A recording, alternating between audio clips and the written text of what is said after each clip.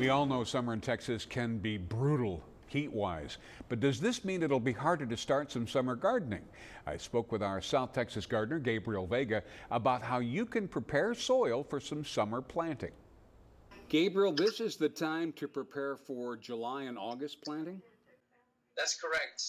June and July, for the most part, don't really offer too many options as far as going into the ground and starting some new plants, just because the difficulty of the heat and our soil conditions locally, typically clay and sand. So right now, many gardeners are preparing their garden beds for an easier, cooler climate come July. I know July's still hot, but July we have a few things we can plant like Malabar spinach, okra, my favorite, Guianera procumbens.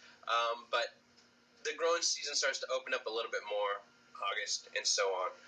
So right now is a really good opportunity to take your soil samples of your future growing beds, determine what plants you're going to want to grow, identify their pH, and then adjust your soil to suit those plants. As I said earlier, we have a lot of clay, we have a lot of sand, and typically what that means is that our pH of the soil is on the alkaline side. It's more basic. Now, whenever we start growing, what that means is sometimes we'll see that our plants aren't doing so well, so we'll quickly go to the store, get a store-bought fertilizer, and then implement it. When oftentimes it's just a matter of the soil pH that we haven't dialed into that's allowing the nutrients that are there to supply the health of the plant. Is there a simple treatment that can basically neutralize the highs or the lows of a soil pH? The simple treatment would be to use raised beds and containers and buy gardening soil that is suitable for your plant's needs. The long road is taking soil samples, either sending that to an ag extension office to determine where your pH is, or buying a cheap meter and doing it at home. If you do it at home, keep in mind that you're going to want to keep your readings to about 4 different sites on a 3x3 grow bed. You add those, divide them, and then that should give you an overall average of what your soil pH is and what you need to do in order to correct it. If you need to go higher on the acidity, you're going to want to use gypsum or lime. If you want to go lower on the acidity, you're going to do sulfur, elemental sulfur, or peat moss. Gotcha. Now, I always ask this just because you and I have talked about it so many times. When we get to the heat, people seem to want to, and me too, overwater their plants when they look peaked. And with the humidity in our air, that's not necessarily the first thing you should do.